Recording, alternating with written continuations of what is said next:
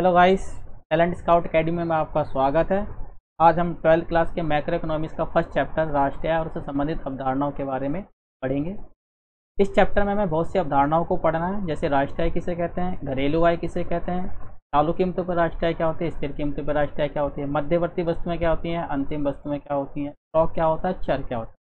पर सबसे पहले हम घरेलू आय की अवधारणा के बारे में पढ़ेंगे। देखिए, घरेलू आय क्या होती है। घरेलू आय एक लेखा वर्ष में एक देश के सामान्य निवासियों द्वारा अर्जित आय घरेलू आय कहलाती है। फिर दोबारा बोलता हूँ मैं आपको, एक लेखा वर्ष में एक देश के सामान्य निवासियों द्वारा घरेलू सीमा में अर्जित आय घरेलू आय कहलाती है।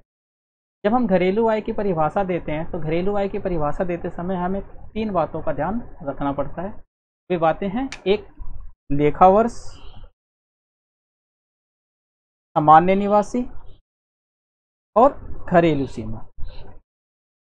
जब हम लेखा वर्ष की बात करते हैं, सामान्य निवासी की बात करते हैं, घरेलू सीमा की बात करते हैं, तो इसके बारे में हमें जानकारी का होना जरूरी है कि चीज़ें होती क्या हैं।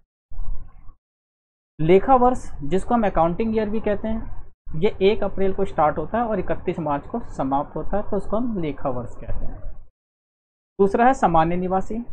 सामान्य निवासी साधारणतः हम उन व्यक्तियों को कहते हैं जो ऐसे देश में रहते हैं जहां उनके आर्थिक हित केंद्रित होते हैं और जिनका निवास काल कम से कम 1 वर्ष का हो। ऐसे सभी व्यक्ति उस देश के सामान्य निवासी कहलाते हैं।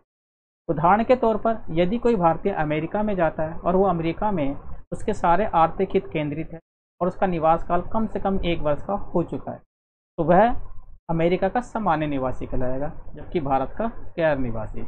इसी प्रकार, यदि कोई विदेशी भारत में रहता है, उसको निवास काल 1 साल से अधिक का हो गया और उसके आर्थिक हित भारत में ही केंद्रित हो गया, तो वो भारत का सामान्य निवासी कहलाएगा। हम भारत के सामान्य निवासी होने के साथ साथ नागरिक भी हैं, क्योंकि हमें राजनीतिक अधिकार प्राप्त हैं। तीसरी अवधारणा है घरेलू सीमा। घरेलू सीमा, जिसको हम प्राय भौगोलिक सीमा समझ बैठते हैं, परंतु ये भौगोलिक सीमा से एक व्यापक अवधारणा है। घरेलू सीमा देश की भौगोलिक सीमा के साथ साथ लगने वाली समुद्री सीमाएं, वो देश की घरेलू सीमा मानी जाती है। इसके साथ साथ घरेलू सीमा में विदेशों में जितने भी भारतीय दूतावास हैं, जिनका रख रखाव भारतीय सरकार द्वारा किया जाता है, वहाँ पर रहने वाले कर्मचारियों का वेतन भारत सरकार द्वारा दिया जाता है, वो भी घरेलू सीमा का अंग माना जाता है।